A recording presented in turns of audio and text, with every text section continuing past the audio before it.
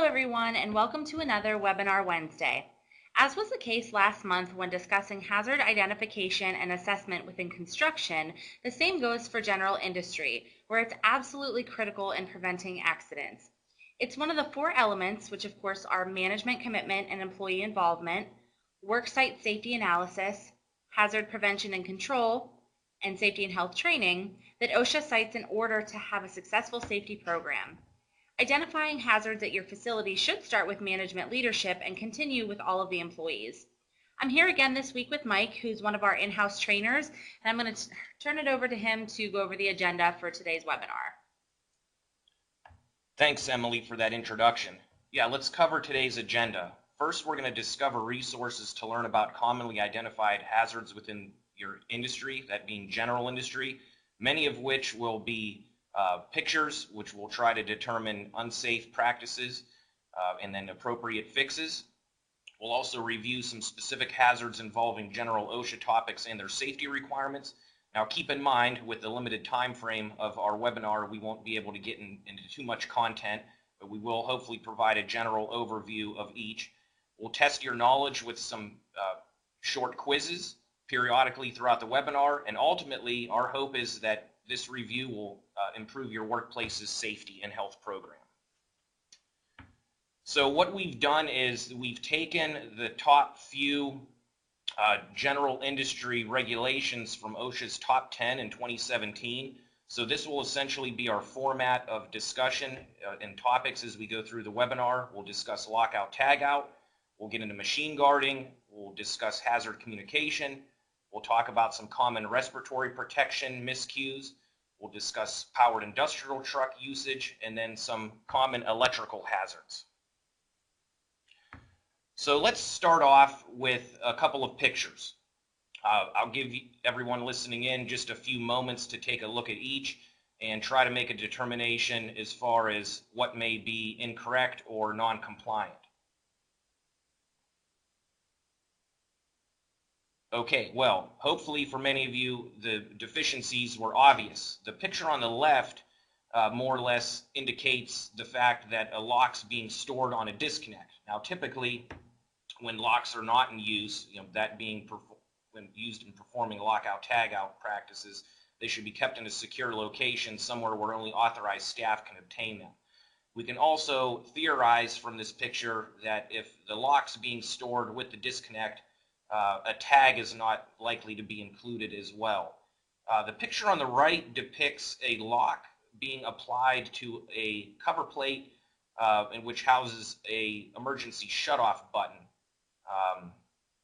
For whatever reason, applying a lock to an emergency shutoff is probably not the best safety practice altogether, but we have to keep in mind that blocking off a start switch or an on-off button is not a definitive means of completely de-energizing a piece of machinery.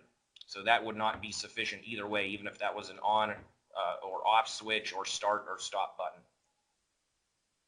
So when would we apply lockout tagout? Now this is the root of the standard. Typically we have to consider employees' exposure. And an employee could be exposed to various aspects of machinery during any of these below servicing processes or tasks. That could include adjusting, inspecting machinery or parts, modifying the piece of equipment, obviously making replacements if parts were to be worn out, or cutting surfaces perhaps, tool changes, clearing jammed material, or parts, lubricating the machine, and even cleaning. So we have to consider the fact that at any point in time, if an employee accesses a piece of machinery where their body parts are put in harm's way, we have to completely de-energize the piece of equipment. And it's also extremely important to keep in mind that lockout tagout is only to be performed by an authorized employee. There may be other instances where other employees, such as affected employees or others, may be involved in the task of performing some of these servicing related issues. However, as far as de-energizing the piece of machinery, applying locks and tags as needed, to prevent the accidental startup, that should only be done by an authorized employee of the company. On this slide, we have a few other pictures to quickly take a look at, and I'll just give everybody a few moments to kind of take these in. I think the picture on the far left is self-explanatory. When used, a tag must be legible. The tags necessary to indicate lock holder, date of lockout, tagout, and even reasons why the equipment's locked and tagged out. It's critical that we're able to look back and identify with who applied the lock and tag at the initial startup of the service work or maintenance. Subsequently, we can't do that in that example. Now, the two on the right, lockout tagout devices must not be easily removed. So I would assume that zip ties and ultimately a piece of cardboard with a note written on it as far as not to energize the equipment would not be suitable means of preventing accidental startup. Each of those could be easily removed, cut off, or simply fall off in some cases, thus leaving the piece of equipment in the live state or condition. So, as mentioned before, the preferred means of controlling any type of hazardous energy would be using both a lock and tag out. Now, we have to consider what sources of energy may apply. There can be several. Some common would be electrical energy, air, or pneumatic, hydraulic energy, even gravity in some cases. So it really depends on the piece of the equipment, which portion of the machine we're going to have access to, but ultimately we want to make sure that no energy is present during that service work. So each isolation point, if it's one, if it's two, if it's three or more, has to have a lock and a tag attached. The locks must be standardized and only used for lockout tagout. So typically we would want to prevent the use of unauthorized lockout tagout devices or something that would differ from our usual locks and or tags. Such would create confusion, or people may not be aware of what's going on, and they may assume that other reasons why that lock's been applied, and subsequently put themselves in harm's way just unknowingly. So like we also mentioned earlier, the tags must indicate the lock holder, their name, obviously, the date of the application of the lock and tag if it was to extend beyond work shift or several days, and that ultimately has to be applied in such a condition to where it cannot be easily removed or degrade as well. Now, this is a very, very general energy control procedure. We will talk later on about the importance of IDing all electrical equipment as well as energy sources. And the other thing that we're really not going to get into too much today is the fact that companies typically have to maintain a written procedure for their pieces of equipment that have multiple energy sources. But this is simply a general procedure to give everybody an idea of some of the steps that should be identified and should be followed during service work of machinery and equipment. So one of the first steps is that we need to identify all of those energy sources. Like I said before, it's a lot easier to do that when everything is properly labeled. We want to notify other employees. That can be done verbally. Ultimately, we want to shut the equipment down, isolate it, release any stored energy, and then lock and tag it out using our locks and tags that we discussed previously. Before we ever get into a piece of machinery and perform work, we want to double check the application and effectiveness of our procedure. We always want to try to verify that we were successful in de-energizing the machine. Then we perform our service work. So I know that sounds like a lot, but in most cases, these procedures take just a few moments. It's critical to remember that before a piece of equipment is put back into service, any guards, any other safety functions or features, any tools and equipment are removed, and any other nearby affected employees are notified through discussion or other notifications of the pending startup of the machinery. And then we take the equipment out of lockout, tagout, and repurpose it into the facility. So it's really that easy. Okay, so we hope you were paying attention, and if you were, this question should be pretty easy. So the question is, what type or types of energy could be subject to lockout tagout? Would it be A, electrical, B, hydraulic, C, gravity, or D, all of the above? So we'll give you just a few moments to put in your answer. And it looks like most of you were paying attention. So at this point, I'll turn it back over to Mike to go over the answer.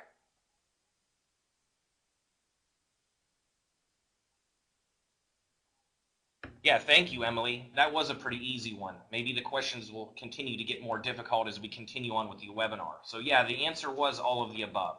Now there may be more energy sources that we have not noted here today in this presentation. Ultimately, those should be clearly outlined in a company's written procedure or plan. Obviously, authorized employees should be trained on those procedures as necessary, as their job dictates, as they start and as new machinery is put into place. One other quick thing that I want to bring up that we often have questions on or we see deficiencies would be the annual inspection for authorized staff or employees. More or less a demonstration of their proficiency in locking and tagging out equipment needs to be completed at least once a year. And typically, it's a peer-to-peer type review. Another authorized staff member needs to review and observe a coworker, another authorized employee, perform this function, and that should be documented and filed away in the program appropriately. So let's continue right into machine guarding. This coincides pretty well with lockout tagout related issues. So some possible machinery related injuries, we could be looking at crushed fingers or hands or other body parts, potential amputations, burns, blindness, and ultimately death.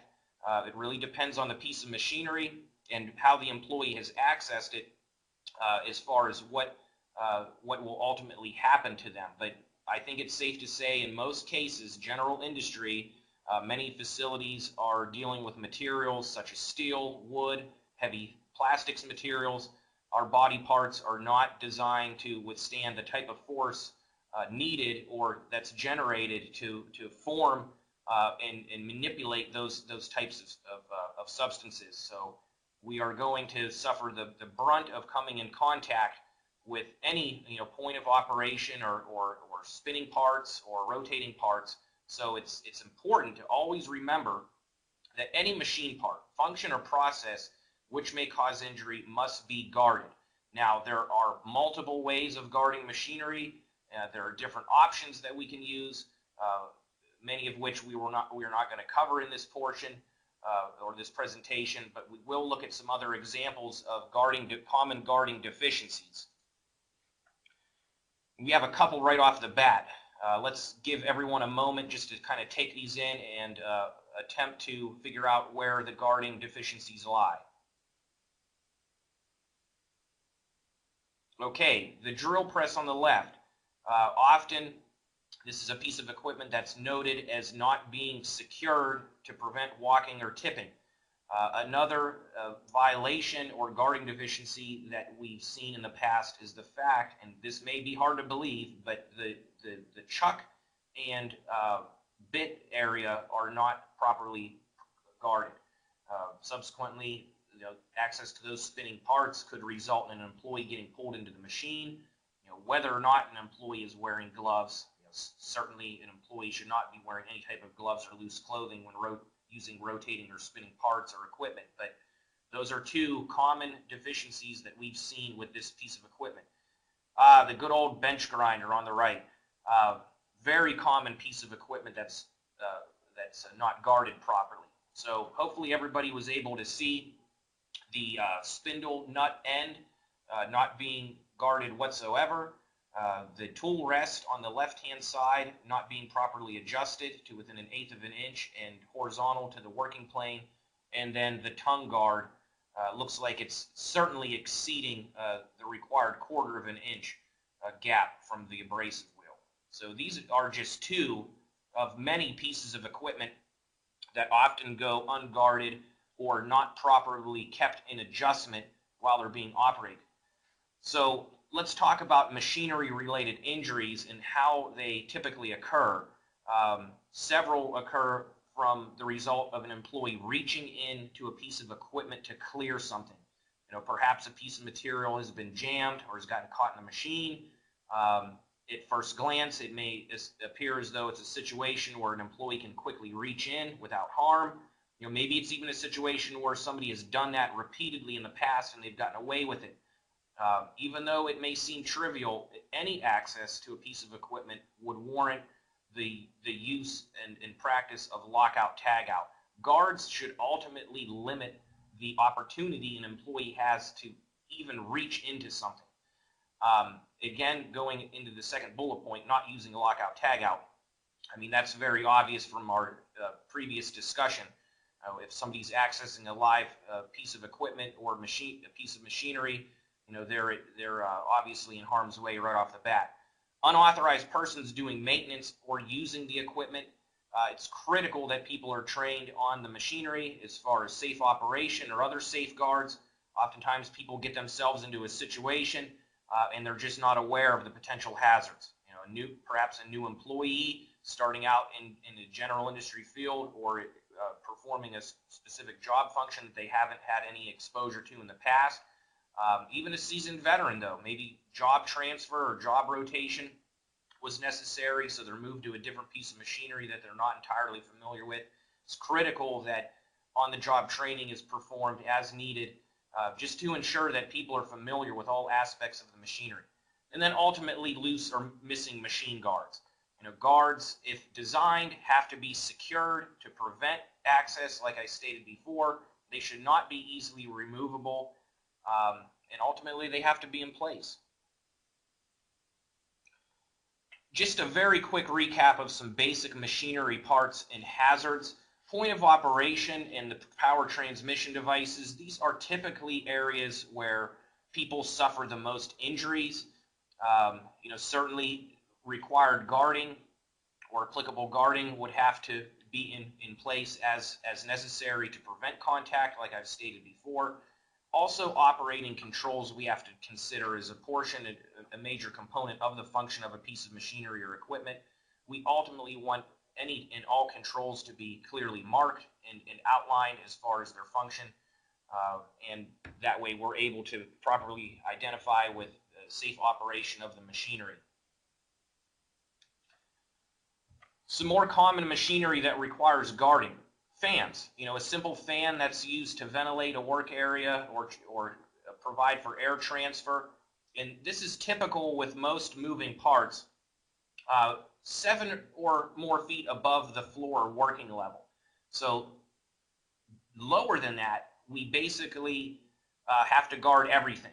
I mean, 7 feet and above, guarding, I don't want to say it's not required at all. It would certainly depend on whether or not an employee has access, you know, whether it be from a ladder or you know, rolling scaffolding or an area lift. But in most cases, if a moving part's, you know, more than 7 feet above the ground, guarding typically is not mandatory.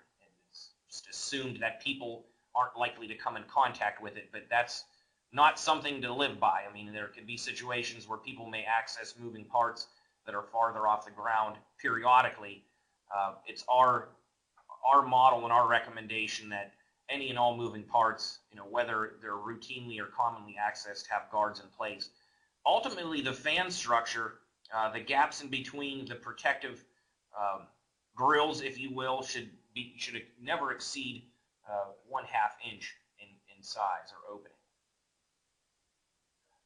As we stated earlier too, this is just such a reoccurring piece of equipment as far as deficiencies go with guarding, the abrasive wheeled machinery. Now, there are some abrasive wheeled pieces of equipment that you may still have a significant amount of exposure to, the rotating or spinning parts, particularly hand tools. Even though an employee has a relatively significant exposure to something like a pedestal or bench grinder, we need to make sure that the tongue guard, which would be the bottom tool rest, or I should say the tool rest itself, should never exceed 1/8 of an inch gap between the edge of the guard and the abrasive wheel, and the tongue guard, which would be the upper guard that would adjust down, you know, more or less to keep materials from spinning and flying out towards the operator, should never exceed 1/4 of an inch. Spindle nut ends, other flanges that may have fallen off or have been removed or may have never come with the piece of machinery if it's exceedingly old, should all be enclosed. Rotating and spinning parts, including barrels, containers, and drums, sometimes just due to the nature and the size of this type of equipment, you know, small fixed guards may not be applicable. We can guard by distance, larger barriers, certainly interlock doors, light curtains, but keep in mind it doesn't matter if it's a smooth object spinning at a relatively slow RPM. Moving part is a moving part. A person could get caught on even a smooth or rounded object, and that subsequently result in them being pulled into the machinery. Belts. We can see a good example of an unguarded belt here in drive system. Again, reinforcing the idea that every moving part, essentially 7 or feet above the working surface, should be guarded. Additional machinery that requires guarding. These are some very commonly used pieces of equipment in general industry: mechanical power presses, brakes, conveyors, printing presses, shears, slicers, grinders, different types of saws and cutting machinery, drill presses, milling machines, grinding machines, and slitters. Okay, so this next question might be a little bit more challenging, and it is: all machines consist of 3 fundamental areas, including A, flywheels, connecting rods, and transverse moving parts; B, point of operation, power transmission device, and operating controls; C, reciprocating parts, rotating parts, and the on and off switch; or D, feed mechanisms, auxiliary machine parts, and nip points. So we'll give you just a few extra moments maybe to answer this one. And some really good answers coming in. So again, I'm going to turn it over to Mike for the answer. Okay, thank you, Emily. Again, this one was a little bit more difficult. I discussed this very briefly on one of the previous slides, but the 3 fundamental areas would include the point of operation. That's obviously where the typical work would be performed. The power transmission devices. We could be looking here at drive shafts and pulleys and belts, some of the examples that we looked at beforehand, and of course the operating control. So all are vital components of operation, machinery operation, and employee protection. Guarding, fixed guarding, adjustable guard, self-adjusting, presence sensing devices. These can all be used to limit or eliminate our exposure to points of operation and power transmission devices. And like I said before, we want to make sure that operating controls are legible and accessible at all times. All right, let's get into another general industry top 10, and that would be hazard communication. So our agenda for this section, we'll go over and discuss employer and employee responsibilities under the standard. We'll discuss some labeling requirements. We'll talk a little bit about a common deficiency, which is the lack of secondary container labeling, and then we'll also get into a little bit of discussion on safety data sheet availability. So it's very straightforward. I tell people all the time at trainings, it starts off with the employer making an assessment of the workplace.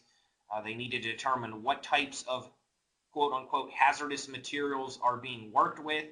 That's essentially anything that an employee can come in contact with over the course of a day or a shift that, by breathing in, by ingesting, by having it absorbed into their skin, or injected with, that could result in negative health effect. So once that determination's made and we figure out what our exposures are, we have to determine exposure levels. We'll talk a little bit more about that in the respiratory section, so I'll save that until then.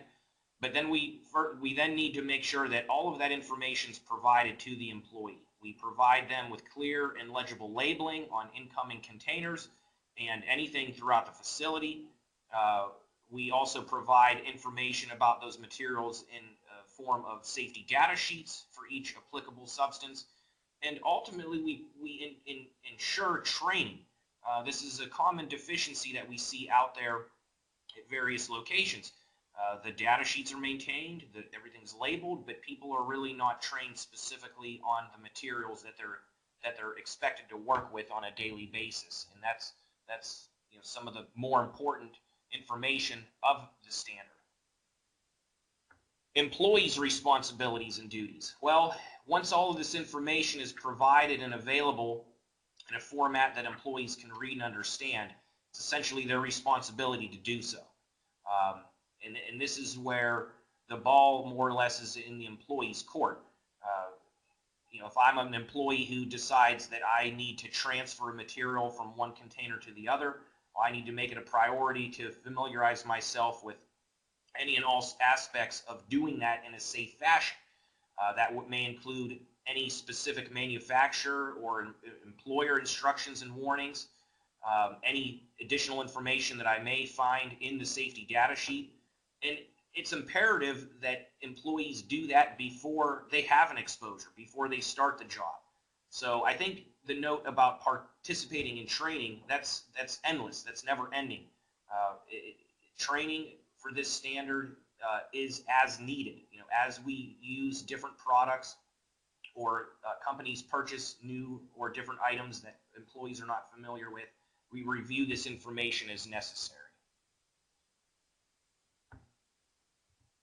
Obviously existing labeling can be used as long as it's legible, it's not been removed or defaced. I often caution employees about accessing and handling containers of all sizes and shapes that are not appropriately labeled. We do not want employees getting into situations where they're using guesswork to figure out what the materials are.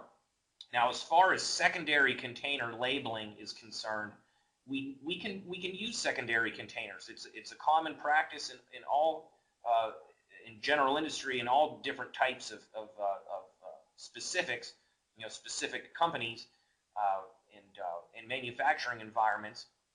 But we need to make sure, at least at a minimum, we have the identity, the ID of the substance listed on the container, as well as any other references to appropriate hazard warnings. And we'll take a look at some sample labels here in a moment that can be used. So here's one of our first pictures in this section, and it's an obvious deficiency. Food and drink containers should really never be used as secondary hazardous material containers in a facility. You're just increasing the likelihood that somebody's going to inadvertently pick one up and try and possibly consume the contents. If something like this is a must, certainly the original labels should be removed and an appropriate secondary container label should be applied. Existing labels, very common. Most general industry facilities and employees have had some exposure to this NFPA label. It consists of what we refer to as hazard categories. The rating scale is fairly straightforward. 0 to 4, 0 meaning least hazardous or serious to 4 meaning most. So from a quick identification standpoint, these labels are relatively effective. As we'll see later on, though, compared to a newer GHS label, they're just a little bit less comprehensive. They're a little bit less detailed. They don't provide us with the same amount of information as some of those labels would, which could result in an incident. The more the better, in my opinion, when it comes to being informed about hazardous materials on the job and what people are handling. But this can continue to still be used. This is another example of an applied secondary container label, if you will, this HMIS version. Very similar rating scale as compared to the NFPA. In this example, it's blank, obviously.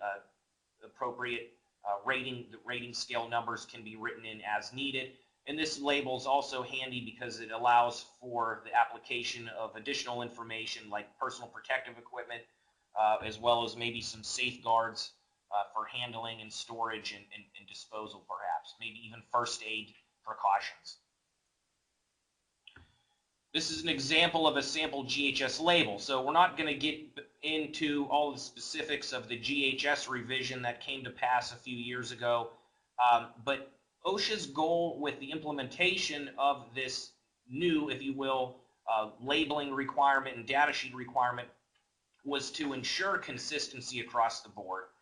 The hope is now that with the majority of the companies in general industry in the states here, with them complying with this and conforming to it, that coupled with all of the other countries that have been using this system up until that point and continue to do so, we're going to eliminate confusion.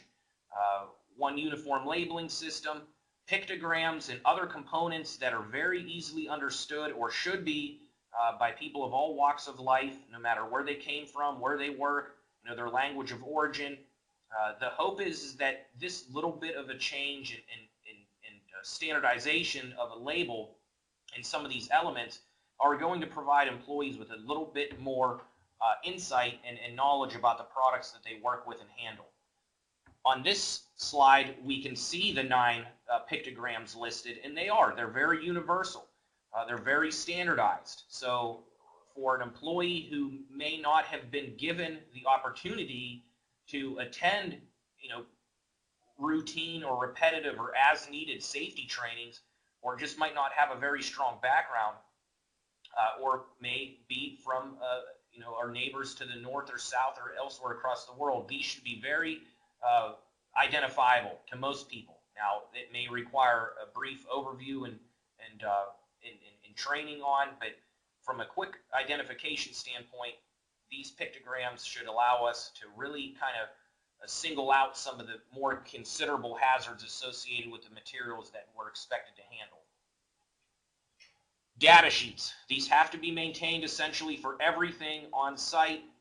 The only exceptions to data sheets would be for retail products used in retail amounts for retail purposes. Common cleaners, common office supplies.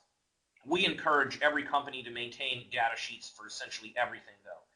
These can be kept in hardback form, which is the most reliable. However, a lot of companies are moving towards more of an electronic format just for the ease of changes and updates, as well as access in some cases. Oftentimes, it's much easier to pull a data sheet electronically just by going through a search function than it is to leaf through an 8-inch thick binder for several minutes at a time, even if it has a table of contents. So let's segue right into respiratory hazards. So we talked a little bit about workplace exposures, and that's one of the first things that an employer has to perform once they complete a hazard assessment. So we'll talk a little bit about that. We'll discuss respirator types.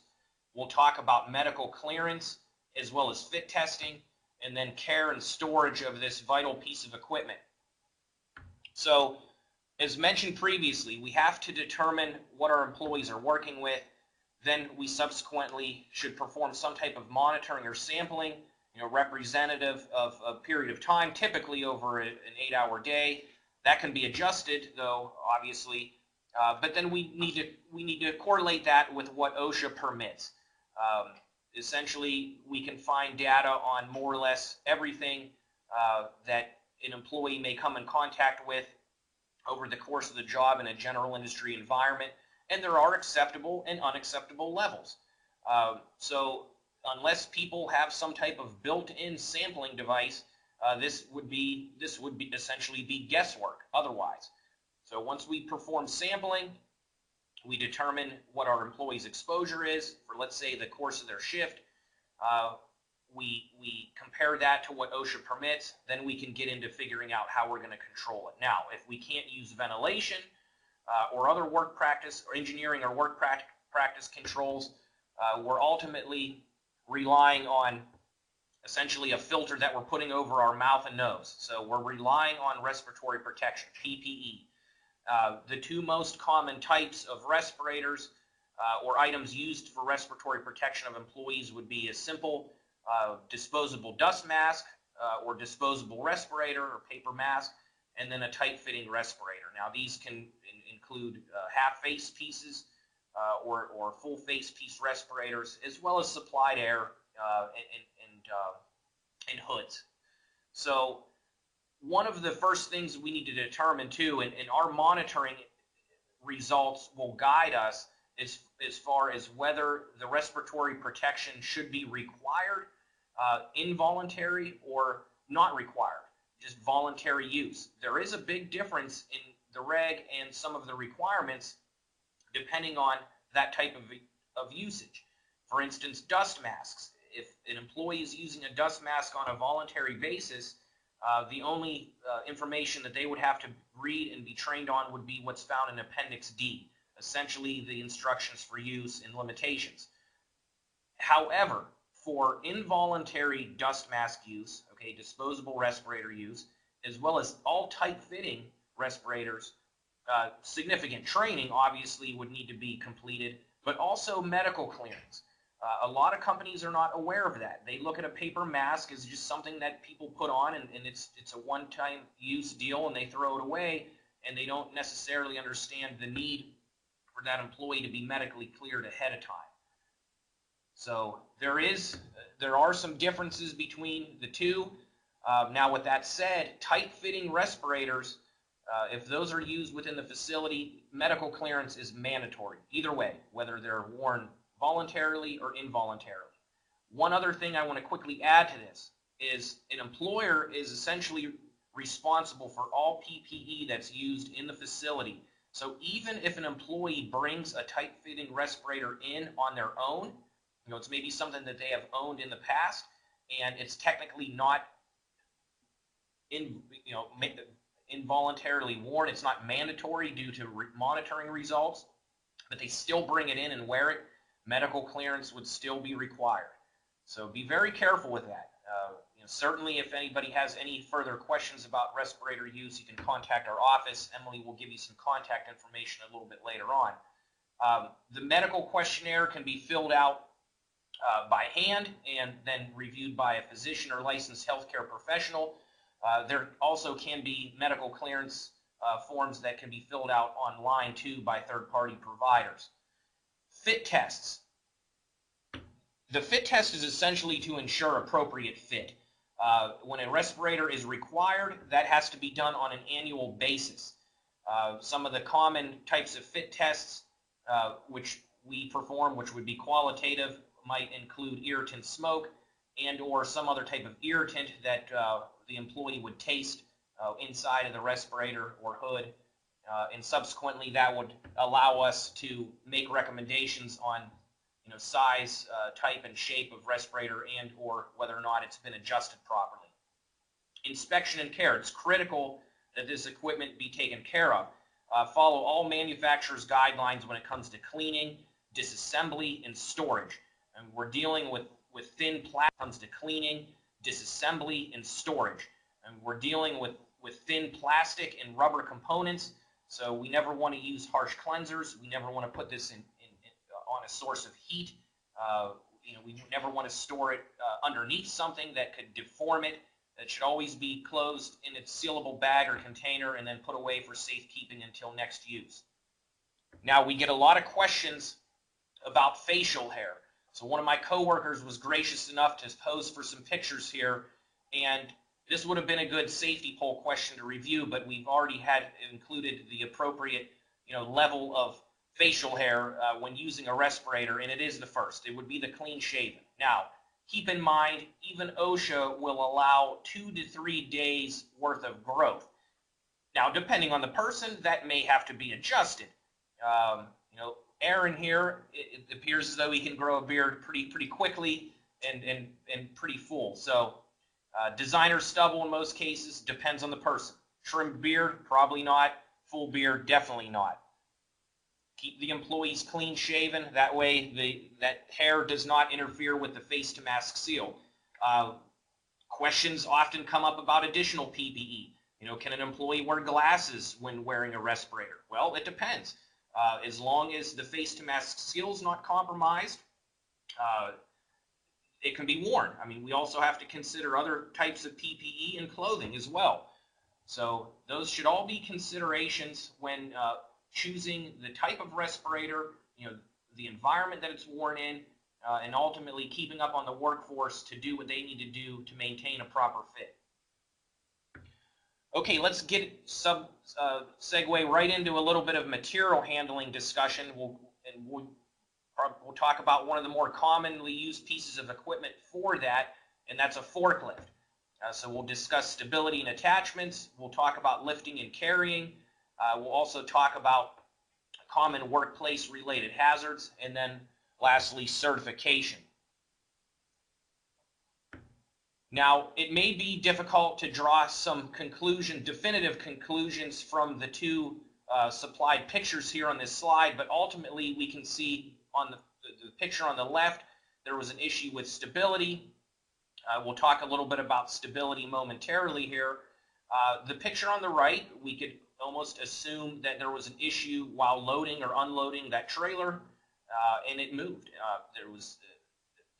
Maybe there wasn't anything locking the trailer to the dock. Perhaps the tires and wheels weren't properly chocked or blocked up, and that's not uncommon. The weight of a forklift, in addition to the weight of the material that's being loaded or unloaded, just the motion of the lift truck to and from the trailer surface can be enough at times to push that away.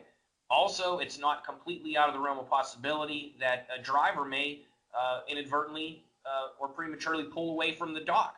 So we have to be very careful when loading any and all vehicles or equipment, whether it's an enclosed trailer or a flatbed. Stability, this is a good representation of an illustration of the stability triangle. And essentially, our goal is to keep the center of gravity within the center of that vehicle. Obviously, when we put a lift on the forks, that's going to shift out forward. But as long as we keep that bulk of the center of gravity within the center of that triangle as pictured, we should remain relatively stable. We have to be mindful of the fact that that stability triangle not only goes left to right and forward, and even backwards, but also vertically. You can pick a lift up, and that stability triangle can shift out from one side or the other due to mast movement, and that's going to drastically increase the chances of a tip over. Attachments, something that we commonly see applied to many styles of forklift, and one of the first things a company needs to do is to verify whether or not that forklift was ever meant to have an attachment applied to it. Attachments such as, for instance, boom lifts, something that an item could now be supported underneath the forks, can have a profound impact on a forklift stability, especially if that lift starts to sway or move left and right or forward or backward. Essentially, the center of gravity can shift unexpectedly. Load rating and data tag availability is critical. As an employee operating a lift truck, you always have to be aware of the limitations of the machinery and what it's capable of lifting and moving, as well as load center ratings, distances to which load can be shifted before the overall load rating of the equipment is going to be reduced, and to what. One very common question that we hear out in the field is not so much the load rating of the machinery, but how heavy the loads are themselves. Every effort should be made to determine load weight prior to ever even imposing it on a forklift. We see several pictures of unsafe acts or compliance concerns here. The picture in the top left, we could assume that the load, the center mass of the load, is shifted out beyond the stability triangle, and that resulted in a forward tip over. Perhaps that was due to tilting the mast forward. A couple of the pictures depict employees riding on the back of the lift truck, which is never permitted. There is no good reason for it. Avoid it. I don't really have anything more specific to say to that. The one in the lower right-hand corner appears as though the employees are acting as a counterweight. No revisions or modifications should ever be performed or applied to a forklift, whether those were two employees or a stack of steel plates. The picture to the bottom left, inserting a forklift in a trailer with another lift truck, avoid that.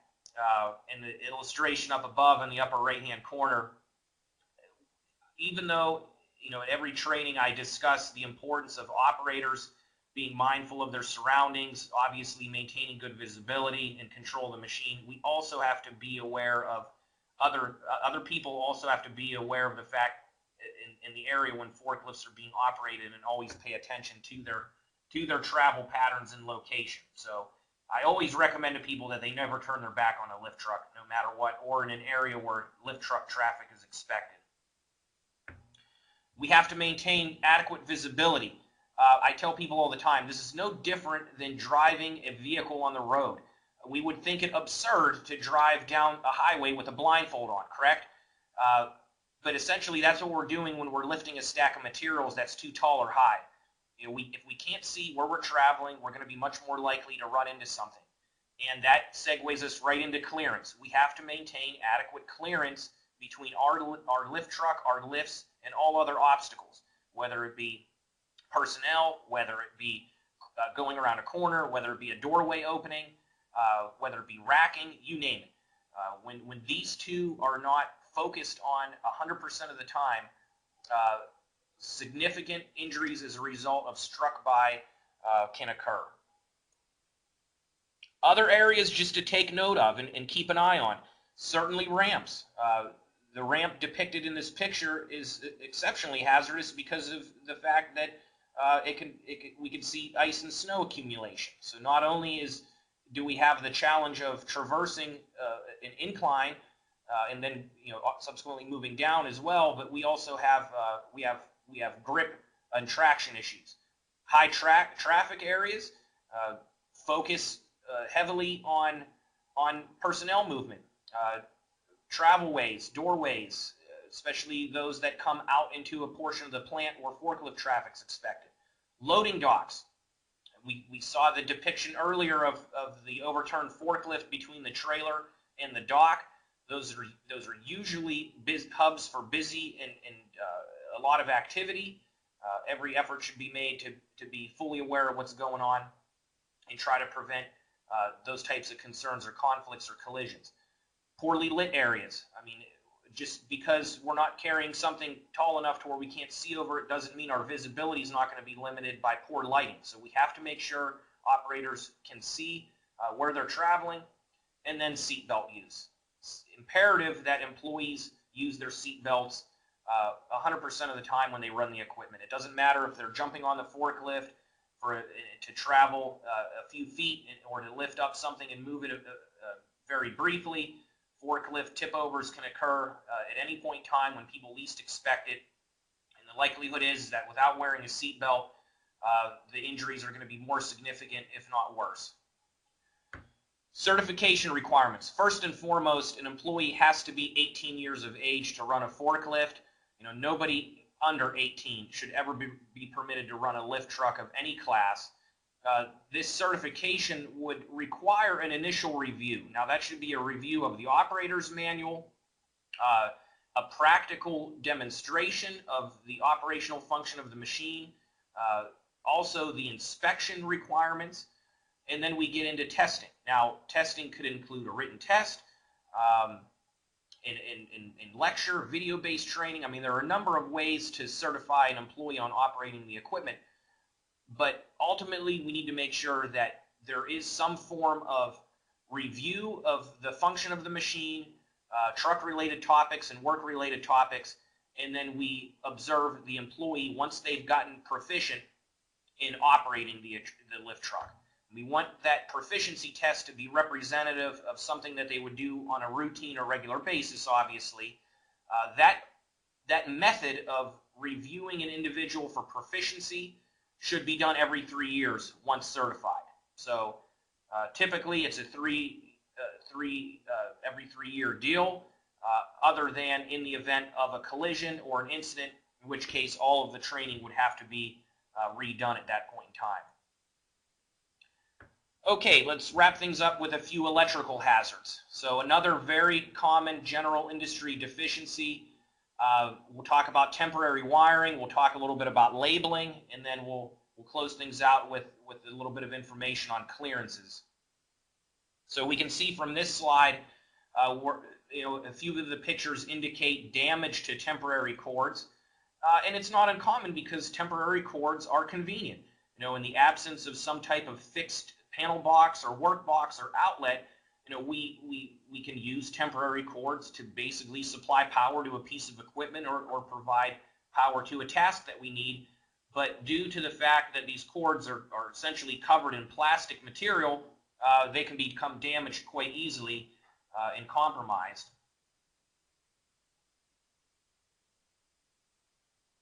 So we can see some do's. Obviously, we want to make sure cords are in good condition, make sure they're placed out of high traffic areas so they don't get stepped on or run over or have materials stacked on top of them. Some additional do's here. When we grab a cord, we want to firmly grasp it by the plug end. We don't want to grab a cord a few feet back and yank it out of the outlet. We can also see that the cord on the right appears to be secured. We'll see actually some other pictures here of deficiencies there and using temporary cords as a permanent wiring solution. They should never be affixed with fasteners. Like I said, you're going to have a pretty hard argument or difficult time arguing your point if that a cord's being used temporarily if it's nailed or bradded or stapled or zip tied to a structure within a facility. I understand that those devices may be used to keep the cord up and out of walkways, to keep people from stumbling over them or tripping over them, but we have to remember that if we're securing a cord for permanent use, it needs to be protected in conduit. We cannot use a temporary cord like this for means other than just temporary short-term use.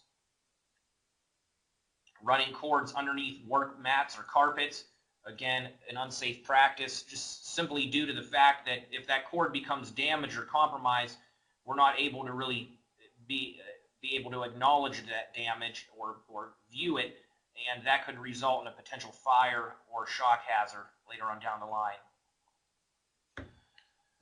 Additional don'ts. Overloading. Obviously, this would depend, what you can do depends on the circuit and the equipment that's energized.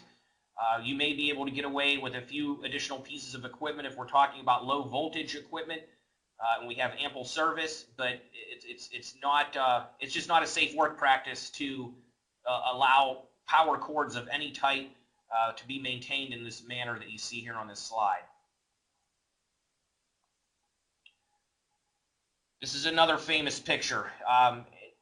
As I reviewed this presentation ahead of time, I couldn't really find the correct words to use for this. This is another one of those ones that I'll chalk up to just don't do anything like this. Obviously, using cords and connecting them or daisy chaining them together to make a longer one, that's probably the least of these guys' worries here with the fact that they're standing in a pool and they're powering electronic equipment. So like I said before, this is just a safe practice or common practice, I should say, of people yanking cords out, or unsafe practice, I should say, of people yanking cords out further down the line. Often this puts unnecessary and undue strain on components of the sheathing itself as well as the prongs. Not surprising that abuse of a cord in this fashion will oftentimes cause a ground pin to become broken off or removed over time, subsequently resulting in the potential shock or electrocution hazard. So the cords like this are only designed to be used temporarily. They should be taken care of, used gently, and discarded once compromised or damaged. We do have a situation here where there's a lack of appropriate labeling. We may assume that once the cover plate's reestablished or resecured, there could be some labeling on the outside of it. I would probably say that the bigger issue here is just the fact that employees may have access to live parts at this point in time. So obviously any exposure to live parts due to removed front panels, cover plates, dead fronts, missing knockouts, those should be all kept intact and secured.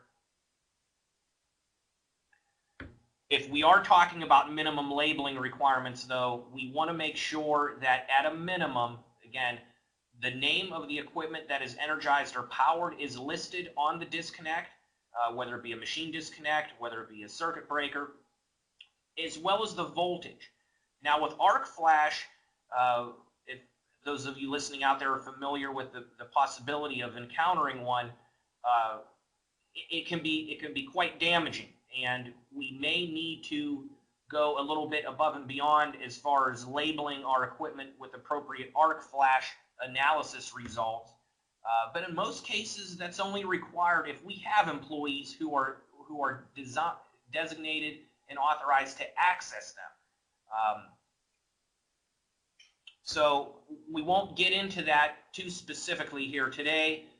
It may be a significant additional requirement that you would have to look into, but essentially an arc flash label would hopefully give an authorized employee a relatively good overview of everything from certain types of approach boundaries to hazard risk categories to even PPE that should be worn. Now, one extremely common deficiency we see is just not providing the required amount of clearance around these installations. We need to make sure that employees and workers have immediate, unobstructed access to live parts. Typically, we want to make sure that we don't store anything on top, below, in front of, or side to side. In most cases, it's customary to at least allow for 36 inches.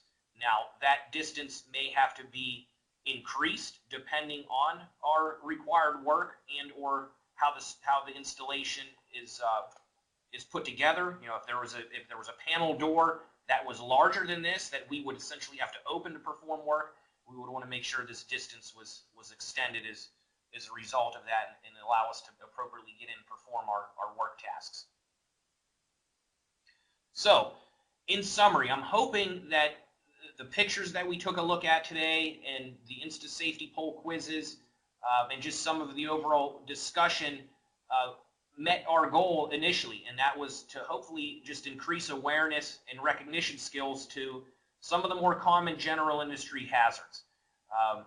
It's a never-ending thing, though. We always promote continuous improvement, so whether it be short safety briefs, toolbox talks, or annual training, or safety committee related walkthroughs, with just a little practice, everybody out there can become experts in identifying common general industry hazards. Well, thank you so much, everyone, for listening in. I'm sure I can speak for all of you when I say I learned a lot. So, Mike, thank you for your time today. And as he mentioned earlier, if you have any further questions, just give us a call at 888-403-6026, and we'll always be happy to help you. Also, make sure you follow us on social media for more news updates and safety information, or you can even provide us with feedback on either Yelp, Google, or Facebook. Again, we really appreciate your time and hope you'll take advantage of our monthly safety and health webinars. Everyone is invited to attend, and they're always free. So just visit our website or click the link on your screen for more information. Thank you so much and have a safe day.